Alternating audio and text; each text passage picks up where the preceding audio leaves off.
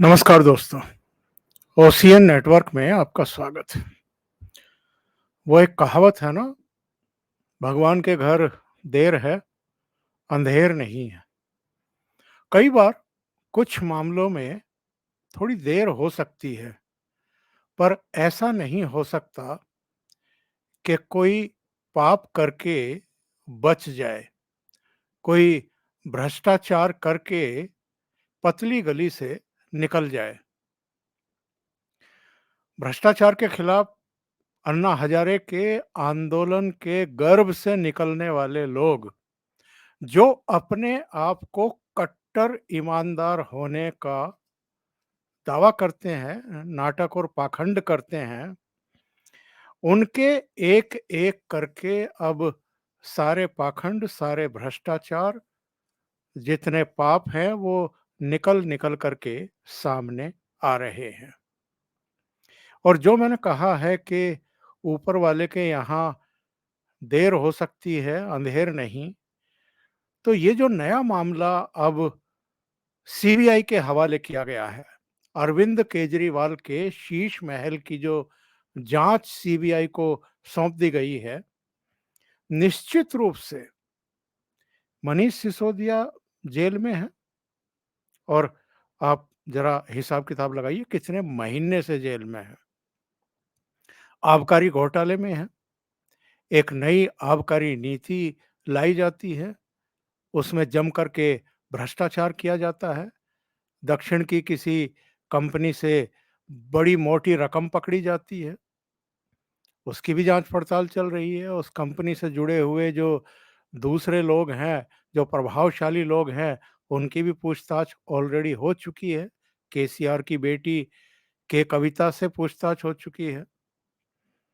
और भी कई लोग लपेटे में आ रहे हैं, कई जेल जा चुके हैं। मनीष सिसोदिया भी जेल में है। तो मनीष सिसोदिया ने जब ये सुना होगा कि शीश महल की जांच सीबीआई के हवाले कर दी गई है, तो जरूर उनके कलेजे को ठंडक पड़ी होगी। और ये बात मैं क्यों कह रहा हूं? क्या किसी चीफ मिनिस्टर की मर्जी के बिना, उनकी जानकारी के बिना, उनकी सरकार का आबकारी मंत्री नई आबकारी नीति बना सकता है? और जब वो विवादों में घिर जाए और जब चीजें पकड़ में आनी शुरू हो जाएं कि ये नई आबकारी नीति क्यों बनाई गई है, तो फिर उसको तुरंत-फुरत में रद्द करने का ऐलान भी कर दिया जाए। ये कैसे संभव है कि चीफ मिनिस्टर की जानकारी में ये सब ना हो? यानी बनाना और फिर रद्द करना। और अब तो ऐसे कई गवाह हैं, कई लोग बयान देने को तैयार हैं, सरकारी गवाह बनने को तैयार हैं, जो ये कह रहे हैं कि अरविंद केजरीवाल की उपस्थिति में मीटिंग्स हुई हैं। उनके कहने पर ये हुआ है, उनके कहने पर वो हुआ है। और उन्होंने फ़ोन किए हैं कि ये मेरा आदमी है और इसके ज़रिए सारे काम होंगे। तो अरविंद केजरीवाल बहुत लंबे समय तक बच नहीं पाएँगे। भले ही वो केवल चीफ मिनिस्टर बने हुए हैं, मतलब दिखाने के लिए कि मैं केवल चीफ मिनिस्टर हूँ, मेरे पास तो कोई विभाग या मंत्रालय है नहीं। और जो भी फाइलों पर सिग्नेचर कर रहे हैं, वो या तो सेक्रेटरी कर रहे हैं या फिर मंत्री कर रहे हैं। तो मुख्यमंत्री तो कर नहीं रहा है। तो अगर अलग-अलग मंत्रालयों में घपले घोटाले हो भी रहे हैं, तो चीफ मिनिस्टर पर तो कभी आँच आएगी नहीं। ये सब सोच कर के बहुत चालाकी के साथ, बहुत शाणेपन में इन्होंने शुरू से ही कोई विभाग अपने पास नहीं रखा। भई जेल जाना है तो सत्येंद्र जैन जाए या मनीष सिसोदिया जाए, या अब उनकी जगह जो अब आए हैं और कार्यभार संभाले हैं, सौरभ भारद्वाज है, आतिशी मार लेना है। अगर आगे जाकर के उनके विभागों में कोई चीज़ पकड़ में आती है, जाँच-पड़ताल होती है, भ्रष्टाचार साबित होता है, तो अरविंद केजरीवाल क्यों जाएगा जेल? ये लोग जाएँगे। अरविंद केजरीवाल तो एक्चुअल में अभी भी ऐश कूटते हुए दिखाई दे रहे हैं।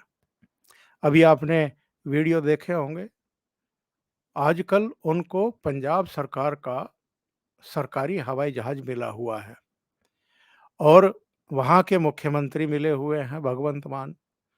जब भी उनको अलग-अलग राज्यों में चुनाव प्रचार के लिए जाना होता है, कोई सभा करनी होती है, किसी से मिलने जाना होता है, भई पिछले दिनों तो जब वो दिल्ली सेवा कानून मोदी सरकार लाने वाली थी मानसून सत्र में, तो उससे पहले ये कभी ममता बनर्जी से जाके मिल रहे थे, कभी नीतीश बाबू से, कभी अखिलेश यादव से, कभी नवीन पटनायक से, कभी मुंबई जाकर के शरद पवार, उद्धव ठाकरे से, तो अलग-अलग राज्यों की राजधानी जा रहे थे और उस समय पूरी फौज लेकर के निकलते थे, जिनमें पंजाब के मुख्यमंत्री होते ही थे, क्योंकि उनके बिना तो काम चल नहीं सकता है। पंजाब सरकार का हवाई जहाज इनको यात्रा के लिए चाहिए और साथ में राघव चड्ढा से लेकर के तमाम लोग, इनमें आतिशी भी, सबको ले जाते थे भर करके। इससे क्या है कि कॉन्फिडेंस भी बिल्डअप होता है और सामने वाले पर एक बड़ा प्रभाव भी पड़ता है कि पूरी दिल्ली सरकार ही आई है भई समर्थन माँगने के लिए।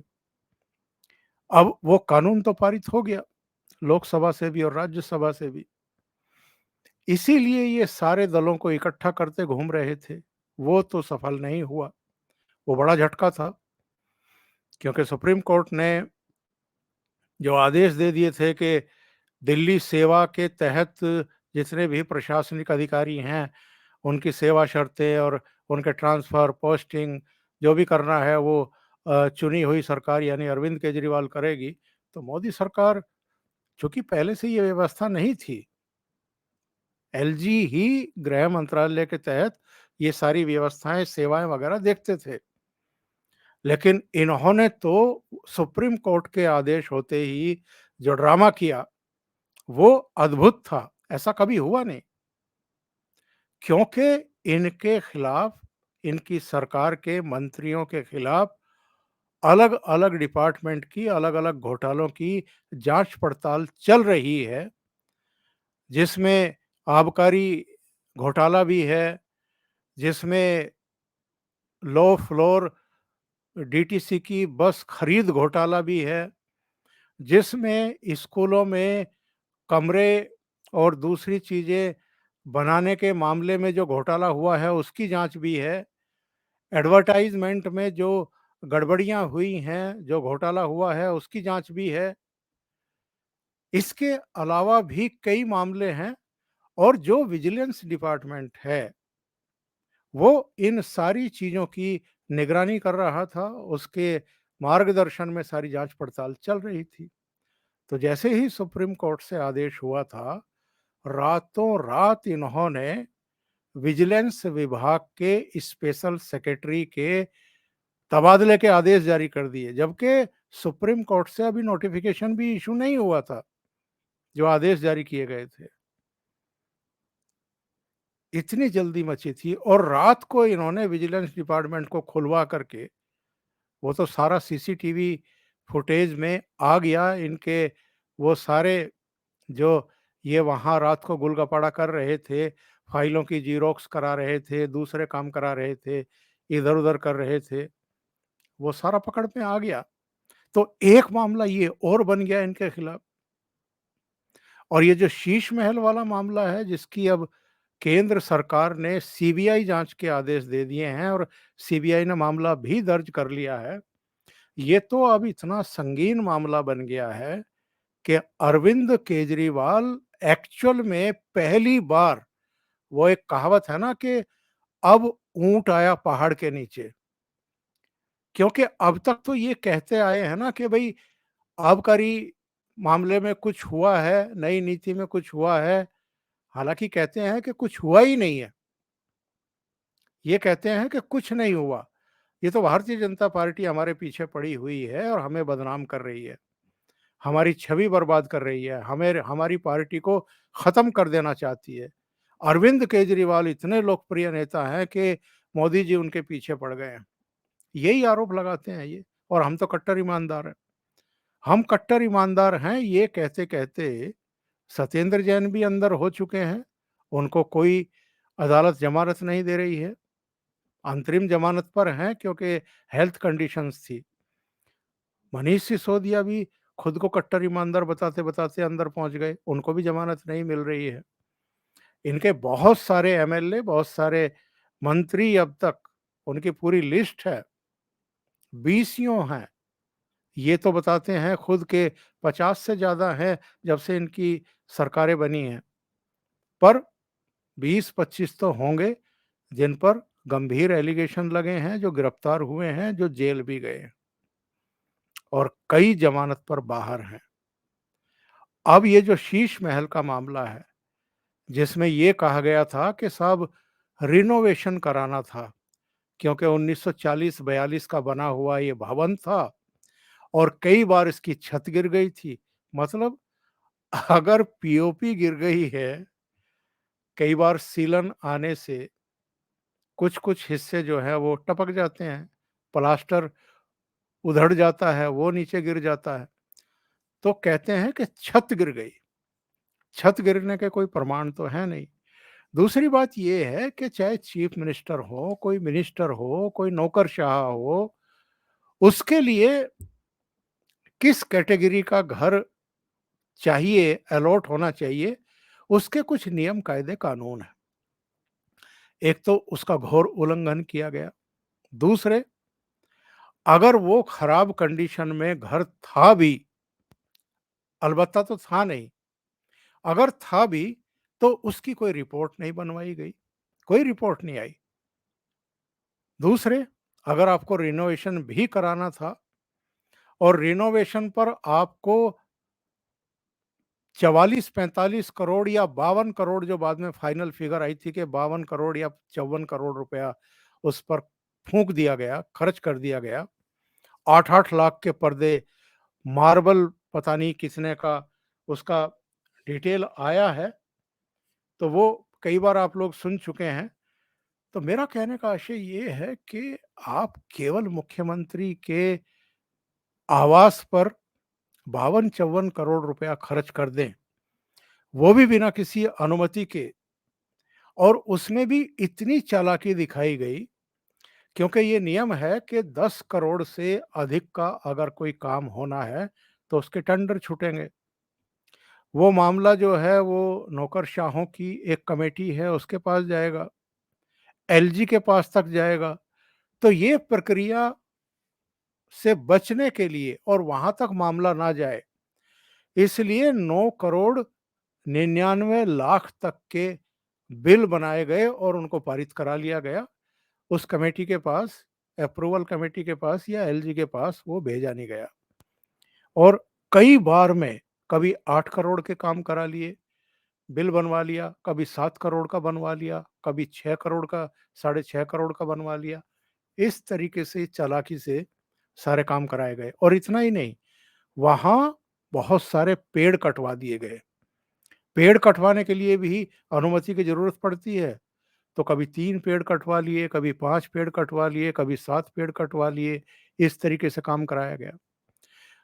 इसको महल बनाने के लिए, मुख्यमंत्री आवास को महल बनाने के लिए, वहाँ रह रहे कई नौकरशाहों के घर तुड़वा दिए गए और उनको दूसरी जगह आवास दिलवा दिए गए। कांग्रेस ने पिछले दिनों ये कहा था कि ये मामला सिर्फ 45 करोड़ का या 54 करोड़ के खर्च होने का नहीं है। अगर समग्रता में पूरे मामले की जांच पड़ताल कराई जाए, यानी पुराना भवन तोड़ा गया, नौकरशाहों के भवन खाली करा करके वो तोड़ा गया और इसको पूरा महल नुमा बना दिया गया। इस पर टोटल जो, और उन नौकरशाहों को भी जो दूसरी जगह फ्लैट वगैरह दिए गए या घर दिए गए, कुल मिलाकर के कांग्रेस का कहना है कि ये 170-71 करोड़ का मामला है। तो अब तो सीबीआई के हवाले सौंप दिया गया है। अब सीबीआई तो जैसे जांच करती है वो करती है। आबकारी घोटाले में भी आपको ये याद रखना चाहिए कि अरविंद केजरीवाल से सीबीआई एक दौर की पूछताछ करीब 9 साढ़े 9 घंटे की कर चुकी है इनसे।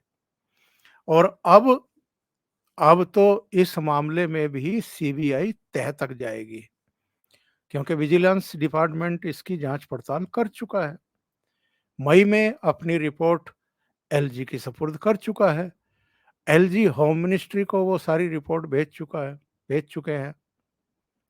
और अब होम मिनिस्ट्री ने ही इस पूरे मामले की जांच पड़ताल सीबीआई से कराने के आदेश जारी कर दिए हैं। सीबीआई ने भी मामला दर्ज कर लिया है। और जो अब तक की रिपोर्ट्स आई हैं, पीडब्ल्यूडी के जिन 7-8 अधिकारियों को विजिलेंस डिपार्टमेंट ने कारण बताओ नोटिस जारी किए थे, उनमें से कुछ अधिकारी अब कोऑपरेट करने को तैयार बताए जा रहे हैं। वो भंडा फोड़ेंगे सर जी का और उनकी मिसेज का, क्योंकि ये सूचना आ रही है, ये सूचना बीच में आई थी कि इनकी जो पत्नी है, उन्होंने अलग-अलग फरमाइशें की थी, निर्माण कार्य में भी हस्तक्षेप किया था, जो परचेजिंग हुई है उसमें भी उनकी भूमिका थी। वो किस कैपेसिटी में ये सब करा रही थी, यहाँ आकर के मामला बुरी तरीके से फंसने वाला है और सर जी का परिवार और खुद सर जी भी फंसने वाले हैं।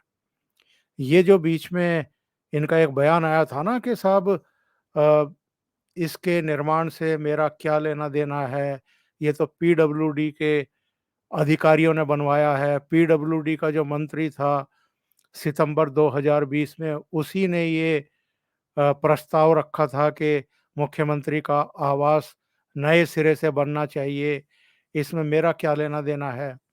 लेकिन भई लेना-देना तो है। लेना-देना तो इतना है कि आप इससे बच नहीं सकते हैं। क्या-क्या कहते थे और क्या-क्या कर गुज़रे। कहते थे कि साहब मुझे बड़ा बंगला नहीं चाहिए, मुझे गाड़ी नहीं चाहिए, मुझे सिक्योरिटी भी नहीं चाहिए, हमें भारी भरकम वेतन भी नहीं चाहिए। बच्चों के सिर की कसम खाई थी।